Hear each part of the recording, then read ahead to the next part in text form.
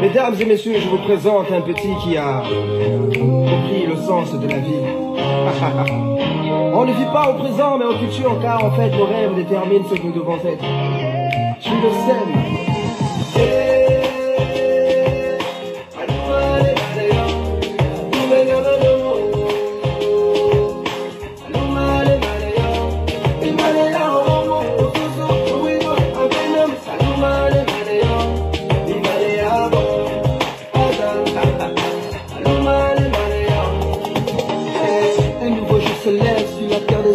Des frères et des sœurs descendent dans nos rues, fêter la liberté. Il paraît que mon ami n'a pas été réélu.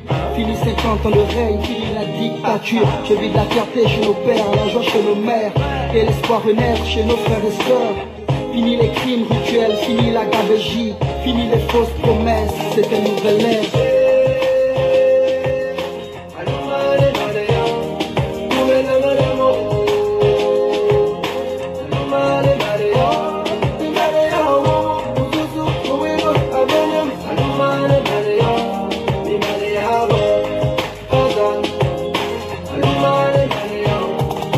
D'injustice, oui, telle est la devise. Une pensée à tous ceux qui se sont battus pour ce pays, à tous nos martyrs, aux vrais opposants politiques, à l'ensemble des Gabonais qui ont l'amour de leur patrie. Désormais c'est notre histoire, on réécrira les pages, oui. On est tous un, tous au niveau de part. Que tu sois d'ici ou enfant venu d'ailleurs, aime ce pays et serre-le avec le cœur. Je le sais.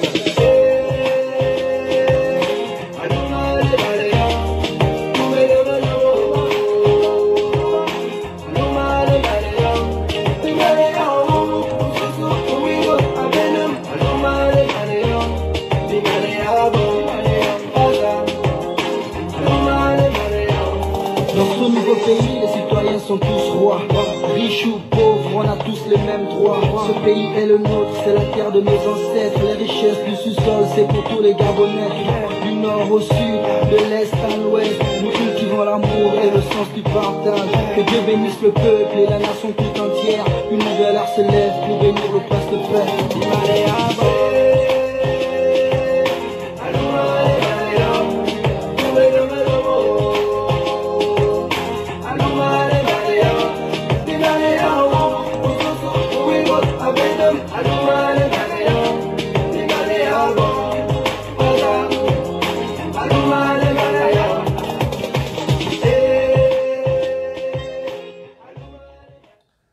Bonjour à tous, merci de me recevoir chez vous. La fièvre de la canne étant tombée, on va devoir parler de notre vécu quotidien parce que les panthères nous ont fait rêver, nous faisant oublier aussi notre misère au quotidien. Et la Coupe d'Afrique étant terminée pour le Gabon, on va donc reprendre les hostilités avec le régime tyrannique d'Ali Bongo. Vous l'avez appris. L'actualité reste marquée par ces coups d'État survenus hier au Burkina Faso, l'ex-Haute-Volta, le pays des hommes intègres. Vous avez appris que les militaires ont pris le pouvoir là-bas après 2 jours de mutineries dans les différentes casernes du pays. Ils ont donc pris le pouvoir. Dans l'absolu, la communauté internationale, comme à son habitude, condamne ces putschs et appelle à la libération du président Roch Christian Kaboré, président démocratiquement élu, qui a été déposé par les militaires. Bon, c'est l'obéissance après la mort, parce que les Burkinabés ne reviendront pas sur ça. Vous avez vu que les Burkinabés sont sortis dans la rue, nombreux, pour célébrer le départ de ce président, pourtant démocratiquement élu. Mais lorsqu'on est démocratiquement élu, c'est sur la base d'un programme et naturellement, il faut répondre aux besoins de la population, au risque d'être vomi par celle-ci. C'est ce qui s'est passé au Burkina Faso. Le président Marc Roch Christian Kaboré était sourd à la détresse de la population, cette population qui est martyrisée par les djihadistes. Vous savez, dans des villages entiers, les gens sont massacrés et on ne l'a pas trop senti proche de la population. Puis encore, c'est que les militaires étaient complètement désarmés. Dans leur mission, il manquait de l'essentiel, même la nourriture. Ils étaient obligés d'aller chasser, ce qui n'est pas normal. Et là, mélangé déjà à la détresse de la population, alors il a été déposé. La communauté internationale, comme à son habitude, vient condamner. Mais moi, je me pose la question, où était cette communauté internationale lorsque les Burkinabés souffraient? Lorsque le peuple africain souffre, où est cette communauté internationale? Parce qu'on la voit que pour condamner. Mais quand ça va mal, on ne voit pas cette fameuse communauté internationale. J'ai vu que le président Emmanuel Macron a condamné le coup d'État, mais sauf qu'il fait deux poids, deux mesures. Il n'a pas condamné ce qui s'est passé au Tchad. Il est allé donner sa caution morale à ce qui s'est passé au Tchad, parce qu'au Tchad, c'est aussi un coup d'État. L'office Idriss Déby a remplacé son père. Ce n'est pas normal. Dans un État démocratique, ça ne se passe pas comme ça. On aurait observé une période de transition, et puis on organisait une élection à l'issue de laquelle les Tchadiens allaient porter au pinacle celui qu'ils estiment porteur des prémices de solution à leurs problèmes. Or, ça ne s'est pas passé comme ça. Le président Emmanuel Macron est allé donner une caution morale. Et lorsqu'il y a eu un coup d'État au Mali, il a condamné. Il y a eu un coup d'État au Burkina Faso, il a condamné. Mais les coups d'État sont un mal nécessaire en Afrique, malheureusement. Les coups d'État sont un mal nécessaire en Afrique. Parce que l'Afrique, c'est l'antre des dictateurs. C'est la grotte des dictateurs. Les gens ne veulent pas partir. C'est la conséquence des gens qui n'écoutent pas la population et les gens qui ne veulent pas partir. Et ce qui arrive au Burkina Faso arrivera au Gabon. Ça arrivera partout. Vous allez me dire que les militaires gabonais n'ont pas de couilles. Mais je vous rappelle qu'en février 1964, il y a eu un coup d'État. On a renversé le président Léomba. Il a été déporté à Djolé. C'est l'armée française qui a rétabli l'ordre constitutionnel en allant le prendre, en faisant signer l'ancien vice-président INB un faux décret parce que lui n'était même pas là, il était dans son village, donc ça s'est passé, tout le monde était arrêté. Donc, ce qui a amené le coup d'État de 64, toutes ces conditions sont déjà réunies au Gabon. Parce que le coup d'État, c'est le dernier recours que nous avons aujourd'hui. Malheureusement. L'ère de coup d'État était déjà révolue parce qu'il y avait un semblant de démocratie. Or là, on se rend compte que les dictatures se réforment au quotidien, au fil des années. Donc on se retrouve avec des dictateurs qui ne veulent pas partir, des gens qui modifient des mandats, qui sollicitent tous les mandats. Vous avez vu ce qui s'est passé en Guinée-Conakry, où le colonel Doumbouya a déposé son parent, qui était opposant pendant des années, qui a combattu tous les présidents qui sont passés là, qui a même été condamné à perpétuité, lui était son exil. Donc il a été déposé parce que Alpha Condé n'écoutait personne. Il a brigué un troisième mandat et du coup, il en faisait trop, il a fait massacrer des populations. Souvenez-vous de ces massacres au stade où on a enfoncé des pieux dans le sexe à des femmes. Alors quelqu'un qui était défenseur des droits humains, il arrive au président, il oublie toutes ses valeurs pour vouloir se maintenir, briguer un troisième mandat. Alors, c'est quoi? Quel était le recours? Le recours ici, c'est un coup d'État malheureusement. Et ils l'ont déposé proprement. Aujourd'hui, on condamne la Guinée, on applique les sanctions. Mais tant pis, ça passera. On a vu des pays vivre sous embargo pendant des années. Vous avez vu Cuba. Cuba a vécu pendant des années sous embargo. Mais les gens ne sont pas morts d'inanition. Je suis désolé. Donc cette communauté internationale ferait mieux de veiller d'abord au respect de la Constitution, au respect des droits humains, avant de venir ouvrir la bouche pour dire que l'on condamne ça. Regardez ce qui s'est passé au Gabon. Ali Bongo n'a pas été élu en 2009. Ali Bongo a mordu la poussière. Il a massacré 85 personnes à Port-Gentil. En 2016, il a fait le triple. Il a massacré des centaines de personnes. Il a modifié la Constitution. Déjà en 2009, il ne pouvait pas se présenter, conformément à la Constitution, mais il a fait le forcing.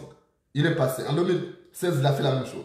Il a été battu et le président élu se trouve au chômage, obligé de se tourner les pouces au bord de la piscine, Jean-Pic.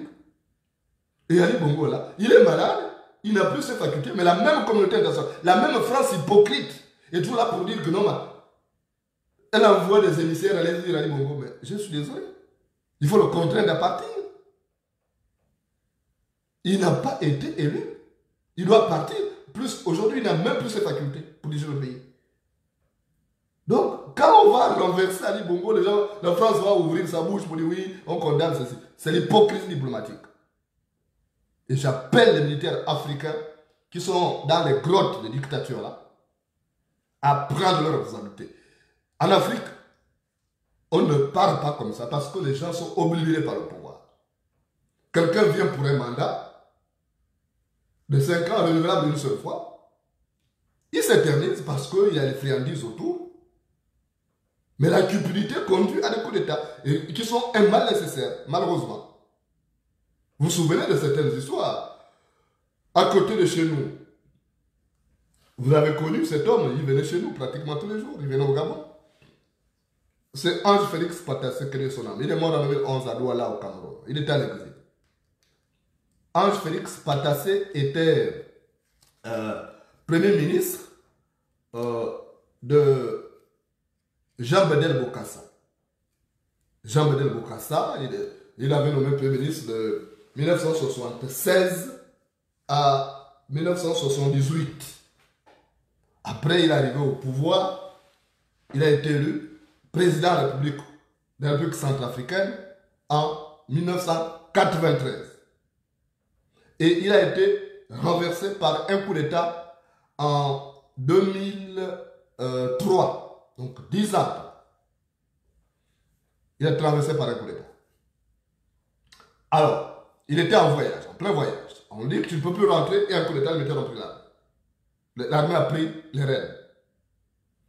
Il est obligé d'aller terminer sa vie à Douala au Cameroun. Il est mort en 2011, je crois, si j'ai bonne mémoire. Mais parce qu'il était sourd, il n'écoutait pas. Il avait déjà fait 10 ans. Mais bon sang, après 10 ans passés à la tête du pays, il faut partir. Que Dieu ait son âme, je l'ai connu. Moi, j'ai eu l'occasion de l'interroger. En tant que journaliste africain, j'ai eu l'occasion de l'interroger. Parce qu'il passait son temps à Libreville d'ailleurs. Il passait son temps avec Omar Bongo. Vraiment, il passait tout ça à Libreville. Et je me rappelle une fois, je suis allé, j'ai fait une interview avec lui, il était vraiment en état d'ébriété. J'étais choqué qu'un président puisse apparaître comme ça. Bon, bref. Mais il avait fait 10 ans. Mais il était temps pour Ange Félix Patassé de partir. Je suis désolé, il aurait dû partir. Serait-il encore en vie aujourd'hui s'il était parti? Parce qu'après le pouvoir, il y a la vie. Mais les gens qui ne comprennent pas. Donc il a été déposé. Mais par qui? Mais par ses proches. Par ses proches. Souvent, les gens qui les déposent ne viennent pas d'ailleurs, ce sont souvent des personnes qui sont très proches de ces présidents-là. Souvenez-vous de ce qui s'est passé au Burundi. Le Burundi, souvenez-vous, vous avez entendu parler des noms. Il est mort, je crois, en 2019. C'est Jean-Baptiste Bagaza. Vous avez entendu parler de Jean-Baptiste Bagaza. Jean-Baptiste Bagaza était arrivé à la tête du pays à la suite d'un coup d'État. Lui, il avait renversé un autre Tutsi de sa colline, de sa région, de sa province, qui s'appelait, c'était le général Michel Mikombero. Donc, il l'a renversé et il est resté donc au pouvoir de 1976 à 1980. De 1987 à 1993. Voilà. Donc, il est resté au pouvoir. C'est quelqu'un qui a construit il a développé le pays sur le plan économique, il a implanté des infrastructures. Mais, sauf que Jean-Baptiste Bagaza, lui, il a aussi été renversé par un coup d'État en 1996. Il y a eu un coup d'État, c'est le major Pierre Buyoya. Donc le major Pierre Buyoya, qui était son homme de main, pendant qu'il était en voyage à une conférence au Canada, son aide de camp vient nous dire, mais patron, il paraît que vous n'êtes plus président. Il dit, comment ça? Il dit, oui, vous n'êtes plus président, il y a un coup d'État au pays. Donc il sort, lui-même il va écouter Radio France. Vous connaissez les journalistes français, dès qu'il y a un coup d'État en Afrique, alors là, ça devient leur sujet phare. Donc, le journal ouvre par ça. Il apprend qu'il y a un coup d'État dans son pays et qu'il ne peut plus rentrer. Et donc, c'est le major Pierre Buyoya qui va diriger le pays de 1996 à 2003. Et c'est comme ça. Donc, qu'on tourne la page. Mais Pierre Buyoya, c'était aussi un tout petit comme lui. Il y a eu des problèmes. C'est vrai qu'après lui, il n'y a plus. Après Jean-Baptiste Bagaza, qui a été un bâtisseur. Et même quand il est mort à Bruxelles. Il est mort à Bruxelles. Et les gens l'ont rendu hommage. Parce que c'était quelqu'un qui a beaucoup travaillé pour le pays. Dans un pays qui était une terre en friche. Donc, il y a eu ce coup d'État perpétré par des hommes de confiance, des hommes insoupçonnables. On n'imaginait pas ça. Mais malheureusement, ça arrive. Vous vous souvenez aussi de ce qui s'est passé au Zimbabwe, l'ex-Rhodésie française. Il y avait quelqu'un que j'aimais bien, c'est Robert Gabriel Mugabe, qui était d'abord héros et qui est devenu dictateur après. Et c'est ça le problème des Africains. Donc vous avez quelqu'un qui est au pouvoir, à 93 ans, Mugabe ne voulait plus partir. Il n'avait plus ses facultés, il trébuchait, et c'est même sa femme, Grace Mugabe, qui était devenue la régente du pays. Celle qui disait comment faire ce que fait Sylvia Bongo. Elle giflait même les officiers. Et elle avait même poussé le mari à commettre une erreur. L'erreur qui a consisté à virer le vice-président de la République de l'époque, Emerson Mnangagwa. Donc on a viré Emerson Mnangagwa et à la demande donc, de Grace Mugabe. Et à un moment donné, l'armée a dit, mais ça suffit, le président n'a plus ses facultés. Le président n'a plus ses facultés, autant le déposer. Et le patron de l'armée qui était excédé des frasques du président, de la femme du président, Grace Mugabe, a dit bon ça suffit comme ça. Donc le général Constantine Chiwenga, qui était le patron de l'armée à l'époque, le général Constantine Chiwenga a pris ses responsabilités. Il a donc renversé Mugabe, il a déposé.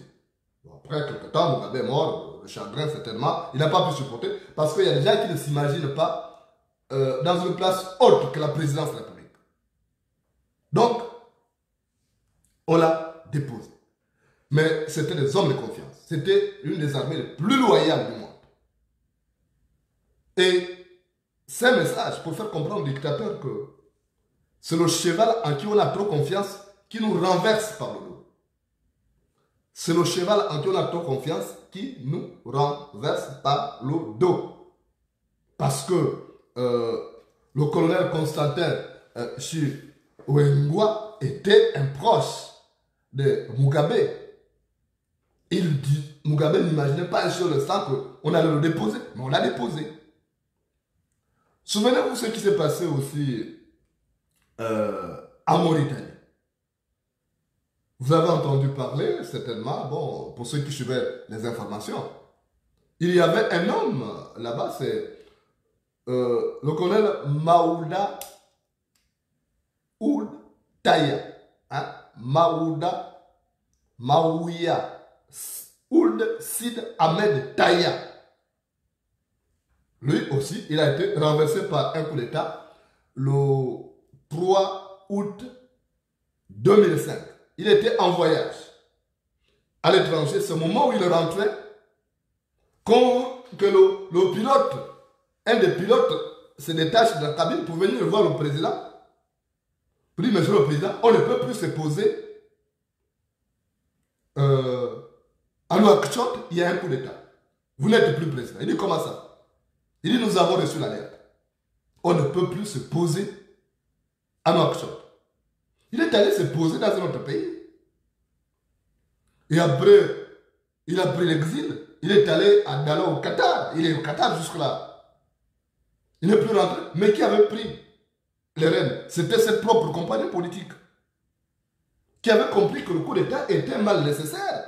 Parce que devant des despotes, parce que Ould Taya, c'était aussi un dictateur. Je me rappelle, le journaliste africain numéro 1, on avait un correspondant là-bas, Salem Nejmour Salem, qui est aujourd'hui correspondant à RFI. Moi, j'étais secrétaire de rédaction. Donc, j'étais en contact avec les correspondants. Parmi ces correspondants, les plus bosseurs à l'époque, Salem Nejmour Salem, vous pouvez le contacter. Il a RFI. Il est maintenant correspondant à RFI. Et il y avait des choses qu'il ne pouvait pas dire. Et il m'appelait Kouz. Il dit, Kouz, ça je ne peux pas dire sinon je vais me faire arrêter. Kouz, parce que Maouda Ould Sid Ahmed Taya, c'était un des dictateurs. Il avait pris le pouvoir et il pensait qu'il ne pouvait plus partir. Mais il a été déposé par ses propres compagnons, qui avaient compris que devant l'impossibilité d'alternance par voie électorale, il fallait passer par un coup d'État. Donc, on a eu le cas de la Mauritanie. Souvenez-vous aussi, il y a eu le cas de Ibrahim Baré Maïna Sara. Ibrahim Baré Maïna Sara. C'était le président du Niger de 1996 à 1999. Ibrahim Baré Maïna Sara. Maïna Sara, en langue Hausa, veut dire victorieux. Bon, il se croyait victorieux, il a pris le pouvoir et il a été déposé, il a été tué. Je ne suis pas pour les formes de coup d'État où on assassine les gens. Je ne suis pas pour ces formes de coup d'État. Je suis pour les coups d'État réparateurs des injustices sociales, mais les coups d'État où on prend quelqu'un, on le met de côté, on ne le tue pas. Parce que nul n'a le droit de vivre de mort. Mais malheureusement, Maïna Sara a été tué le 9 avril 1999 par sa propre garde républicaine. Sa propre garde républicaine. Et même aujourd'hui, son épouse réclame justice parce que le tribunal spécial de la CEDEAO avait demandé que justice soit donc appliquée. Et là, il avait été tué vraiment de manière sauvage. J'étais choqué. J'étais journaliste africain numéro 1 à l'époque aussi. Quand ça s'est passé, avec les collègues que nous avons rapporté ces faits, et ça m'a fait mal parce qu'on n'a pas besoin de le tuer. Bon, tout ça c'est pour vous faire comprendre que dans un continent qui est la grotte des dictateurs, parfois les coups d'État s'imposent. Vous vous souvenez, le 3 août 1983, Thomas Sankara avait pris le pouvoir au Burkina Faso avec Blaise Compaoré, aujourd'hui en exil en Côte d'Ivoire. Bon, Dieu seul sait s'il n'y a pas 100 mètres dans ce coup d'État aussi qui est survenu au Burkina Faso, parce que ça aussi, il faut regarder. Avec le lieutenant Diendéré aussi, qui a pris le pouvoir en 2015, souvenez-vous, il y a eu un coup d'État au Burkina Faso. Ils ont pris le pouvoir. Et après, bon, il a été déposé par ses propres compagnons. Le meilleur ami, c'était Blaise Compaoré. Ils faisaient tout ensemble. Donc, c'est vous faire croire ici que nul n'est à l'abri des surprises. Bon, mais quand le révolutionnaire parle du cas de la Somalie, oui, il y a eu un despote, Sied Ahmed Barré. Vous connaissez Mohamed Siad Barré. Mohamed Siak Barré, c'était un grand despote qui était là-bas aussi, qui a régné. Mais on a fini par le répondre. Donc, partout en Afrique, il y a eu le coup d'État, sauf un peu l'Afrique centrale qui est un peu à l'abri. Mais ça va faire la rotation. Les militaires sont en train de faire des passes. Le Mali a fait la passe à la Guinée-Conakry. La Guinée-Conakry a fait une passe au Burkina Faso. Bon, est-ce que le Burkina Faso ne va pas faire une passe aux voisins immédiats, la Côte d'Ivoire? Parce que là, Ouattara s'est aussi maintenu là. Il a brigué un troisième mandat qui est un mandat de trop, un mandat de malédiction. J'ai bien peur qu'après, le Burkina Faso fasse la passe à la Côte d'Ivoire. Et comme la Côte d'Ivoire, toutes les réactions de la Côte d'Ivoire ressemblent à l'Afrique centrale, ils peuvent faire, la Côte d'Ivoire peut faire la passe au Gabon. Ça peut arriver. Au Sénégal, c'est peu probable parce que là-bas, il y a un semblant, il y a quand même une démocratie. Le Sénégal maintient sa position de laboratoire démocratique. Mais les pays comme le Gabon, le Cameroun, le Congo et d'autres ne sont pas à l'abri des surprises. Et ce qui est arrivé au Burkina Faso hier doit interpeller les présidents de ces pays qui doivent penser à partir, à passer la main à une nouvelle génération d'hommes. Parce que quand on ne veut pas partir, on vous y contraint malheureusement. Et vous-même, vous savez, au village, on dit que l'oiseau qui reste longtemps sur une branche d'arbre reçoit les projectiles. L'oiseau qui reste longtemps sur une branche d'arbre reçoit les projectiles. Donc, les présidents là doivent partir. S'ils ont des conseillers qui m'écoutent là, qu'ils ne sachent que c'est un message qui est envoyé aux autres. Pour leur dire que le coup d'État, c'est un mal nécessaire pour libérer les peuples opprimés. Et c'est la conséquence, c'est la résultante d'une forme d'égoïsme où les gens pensent qu'ils sont les seuls à pouvoir diriger les pays. Des gens qui sont fatigués, qui sont croulants, des gens qui sont affaiblis par des maladies, qui sont devenus grabataires, ils ne veulent pas partir. Mais ça, c'est le cas d'Ali Bongo. Ali Bongo est fatigué, mais il veut se maintenir. Vous pensez qu'Ali Bongo est le seul citoyen gabonais qui puisse diriger le Gabon? J'ai vu qu'il a condamné le coup d'État qui est arrivé au Burkina Faso. Mais lui, il a fait le coup d'État en 2009, il a fait le coup d'État en 2016. Mais il condamne cette parce que, vous savez, si le Babouin se mettait à regarder son derrière, lui aussi en rirait. Si le Babouin se mettait à regarder son derrière, lui aussi en rirait. Donc l'amour obsessionnel du pouvoir nous conduit à des coups d'État. Or, on aurait pu éviter. Maintenant, ce qu'il faut dire aux militaires africains, c'est que leur place n'est pas dans les palais. Ils doivent prendre le pouvoir pour le remettre au peuple. À l'issue d'une transition raisonnable, ils doivent remettre le pouvoir au peuple. 1 an au plus. 1 an. Je suis aux côtés du peuple du Mali. Il m'est arrivé à travers Matin d'Afrique de dénoncer les exactions commises sur les peuples là-bas par les djihadistes et autres. Mais je ne suis pas pour qu'une transition au Mali puisse durer 5 ans. C'est trop. 5 ans, c'est la durée des mandats présidentiels d'un président légitime. Donc, 1 an au plus, c'est raisonnable. Alors que les militaires africains qui savent que les peuples dont ils font partie, parce que ça on ignore souvent, les militaires font partie des peuples. Donc, que ces militaires-là prennent leur responsabilité. Qu'ils sachent qu'ils font partie du peuple. Et ils ne peuvent pas massacrer les peuples à chaque fois que ceux-ci se lèvent pour se dresser contre les tyrans. Parce que l'homme ne considère pas la souris de la maison comme du gibier. L'homme ne considère pas la souris de la maison comme du gibier. Il nous faut donc des armées républicaines dans nos pays africains pour mettre un terme lorsque les dictateurs vont comprendre que désormais les pays se font des passes pour rétablir la démocratie qui est bafouée ils vont commencer à réfléchir avant de passer au troisième mandat ou avant de s'éterniser. Comment pouvez-vous imaginer qu'un pays comme le Gabon, il n'y a pas de limitation de mandat? Donc le président va rester à vie comme Omar Bongo qui est resté de 1967 à 2008. Donc 42 ans, c'est énorme, ce n'est pas normal. Les mandats doivent être limités. Et quand les gens ne veulent pas partir, il faut les contraindre par tous les moyens. Parce que l'armée fait partie du peuple dans tous les pays du monde. C'est l'armée de la République, les militaires sont payés avec l'argent du contribuable. Alors, il faut que les militaires perdent. Et si cela arrive au Gabon, je vais applaudir à me rompre les phalanges.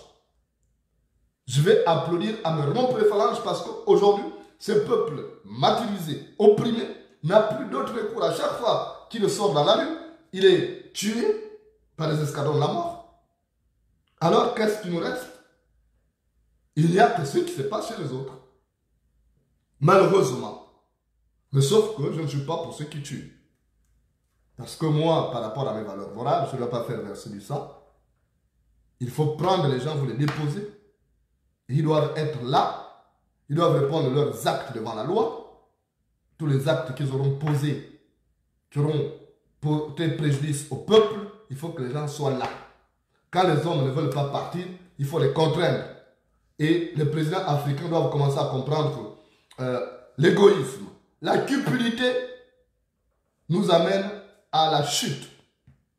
L'égoïsme, la cupidité, le nombrilisme nous amène à notre perte. Donc, quand on a fini de faire 2 mandats, on doit accepter de partir. Parce que quand on est insatisfait, on a déjà tout accumulé. On a les palais dorés, on a des voitures, on a des avions. Mais que doit-on encore attendre de plus? Que doit-on attendre de plus quand on est déjà tout comme Ali Bongo, qui est parmi les présidents les plus payés du monde, les mieux payés du monde? Mais il ne veut pas partir. Mais quand tu ne veux pas partir, mais tu subis le sort, le châtiment que tu mérites. C'est tout.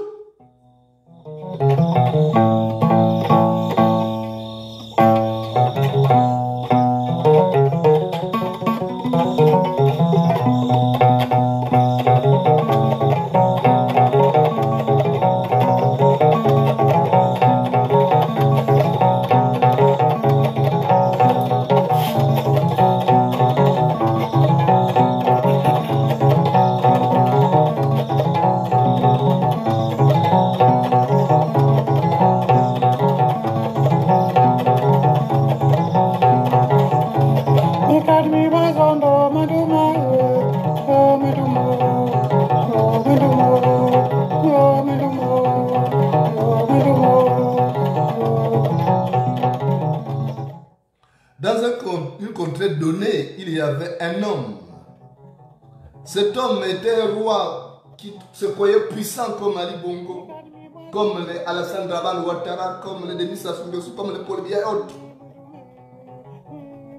Il était puissant, il avait déjà acquis tout, il avait accumulé toutes les richesses. Il avait des beaux palais, il avait de belles voitures, il avait des avions. Mais il n'était jamais satisfait. Au moment où il devait libérer même le pouvoir, il ne voulait pas libérer pour qu'il y ait un autre roi. Il était tellement cupide que même sa fille, il ne voulait pas l'envoyer en mariage. Il voulait tout conserver avec lui. Cet homme, c'était le roi d'Nzambi. Il avait une très jolie fille qui s'appelait Marundu. Et il y avait un jeune homme qui salivait à la vue de Marundu, à la vue des formes généreuses de Marundu. Il voulait donc épouser Marundu. Cet homme s'appelait Mumbina. Alors un jour, Mumbina, voulant épouser Marundu, est venu voir donc le roi de Nzambi. Il avait obtenu une audience. Et le roi de Nzambi l'a donc reçu. Et Mumbina dit, Sa Majesté, je suis venu là parce que votre fille me plaît, j'aimerais la prendre en mariage.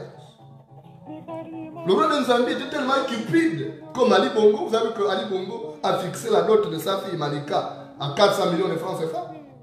Et donc le roi de Nzambi a dit à Mumbina, il dit, toi tu peux épouser ma fille. Toi là que je vois là, tu peux épouser ma fille. Alors, si tu veux épouser ma fille, toi, dans ta région là-bas, là, il y a une princesse qui a régné là-bas et qui a des statuettes. Sa statuette est très puissante. Va me prendre ça, tu m'amènes ça comme un des éléments de la dot. Quand tu amènes la statuette de votre reine là, moi, je vais réfléchir maintenant si je dois te donner ma fille à mariage. Alors, Mumbina est parti, il a réuni les membres de sa communauté pour dire, moi, j'aimerais épouser la fille du roi d'Enzambi. Mais voilà, il m'a demandé d'amener la statuette de notre reine. Et c'est comme ça, comme les gens aimaient Mumbina, c'était déjà un grand chasseur. Il était tellement généreux. Là, bon, on te donne ça, mais quand le roi va mourir, comme il est déjà vieux, on va récupérer notre statuette pour la ramener dans notre village. Et c'est comme ça que Mumbina a amené donc cette statuette-là chez le roi d'Enzambi. Et le roi d'Enzambi l'a regardé. Il a dit, ok, ça fait partie d'un des éléments. Parce que je ne peux pas te donner ma fille uniquement parce que tu as amené ça. Alors, j'ai besoin d'une panthère. J'ai besoin d'une panthère ici parce que moi j'élève des animaux. Il faut une panthère. Au moins les gens vont éviter de venir chez moi. Quand ils savent qu'il y a une panthère, ils vont éviter de débarquer chez moi. Et c'est comme ça Mumbina, grand chasseur de son époque. Il a réuni ses compagnons. Il a dit, il nous faut capturer une panthère. Et donc ils ont fait des pièges dans la forêt. Ils ont quand même réussi à capturer une panthère. Ils l'ont dompté. Et ils l'ont amené chez le roi de Nzambi. Le roi de Nzambi avait comme ça. Il a dit, oui, je crois que tu es un peu courageux. Mais ce n'est pas encore suffisant. Les éléments de la note ne sont pas encore suffisants. Il dit, il y a une grande sorcière qui est dans votre village là-bas. J'ai besoin, elle a un feu. Quand on allume ce feu-là, ça donne une force au royaume. Donc j'ai besoin de ce feu-là. Va me prendre le feu chez votre sorcière. Mon bilan, à un moment donné, dit, ah, mais mon beau-père là, il m'a demandé la statuette de notre reine, j'ai amené. Il m'a demandé la panthère. J'ai tout fait pour capturer une panthère. Bon, là, il me demande maintenant le feu de la sorcière. Est-ce qu'elle va me donner ça? Il est quand même parti et comme il rendait service à tout le monde. C'est comme ça qu'on a donné, la sorcière a donné donc un peu, pas tout le feu, mais une partie. Et Mumbina a amené le feu là, pour venir le mettre au roi d'Enzambi. Le roi d'Enzambi, comme il était insatisfait, il était cupide. Il dit à Mumbina, il dit, oh, le feu là c'est un peu, c'est pas beaucoup. Il fallait amener beaucoup. Répare et tu reviens demain, je verrai ce que je peux te demander de plus. Alors Mumbina était dépassé, il dit, mais c'est quoi cette histoire-là? Il m'a demandé le feu, il m'a demandé la panthère, il m'a demandé... Mais il va encore ajouter. Mais qu'est-ce qu'il va me demander demain? Et Mumbina s'est mis en prière, il est rentré chez lui. Mais manque de peau. Le roi d'Enzambi ne savait pas que la panthère que Mumbina avait amenée là, c'était un félin sauvage. Qu'il fallait nourrir.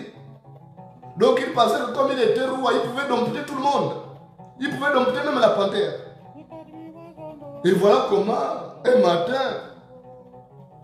il est parti dans son zoo pour aller rendre visite aux animaux. Et la panthère qui n'avait pas mangé s'est attaquée au roi d'Enzambi et l'a tué. Et c'est comme ça que Mumbina est venu récupérer tout ce qu'il avait déposé. Et il a même récupéré la femme sans encore verser autre. Il a dit, moi j'avais déjà tout versé. Il m'a demandé ceci, il m'a demandé cela. J'ai donné.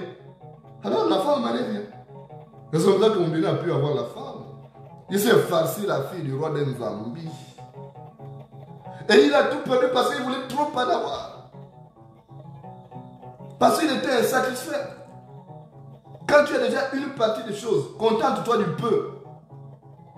Mais or, en Afrique, chez nous, les présidents, les dictateurs, là, ils aiment tout avoir, tout pour eux. Ils sont contents de diriger même des pays très pauvres, où les populations sont très pauvres. Des pays trop riches de pauvreté. Ils sont contents. Mais ils oublient que la cupidité conduit au tombeau. On a vu les présidents mourir à l'issue de ces coups d'État. Parce que les coups d'État sont désormais le dernier rempart des peuples opprimés à travers leur armée. Et donc, ça arrive. Et vous avez vu que le roi d'Enzambi a tout perdu parce qu'il voulait trop en avoir. C'est comme votre type là que vous appelez Ali Bongo ou quelque chose comme ça. Alors, qui n'oublie pas que si tu vois le diable danser à la cour du voisin, il finira par arriver à ta cour. Si tu vois le diable danser à la cour du voisin, il finira par arriver à ta cour. Enfin, c'était juste un message de sensibilisation. Si je suis écouté, tant mieux. S'il pense à passer la main aux autres, c'est bien. S'il pense à partir, tant mieux. Mais s'il s'entête à rester là, ce qui est arrivé aux autres pourra lui arriver. Et à partir du moment où il ne fera plus la fine bouche, il ne va pas rigoler lorsque ça arrive aux autres. Parce que quand on poursuit la poule, le canard ne doit pas rigoler. Merci de m'avoir reçu chez vous. Et à très bientôt.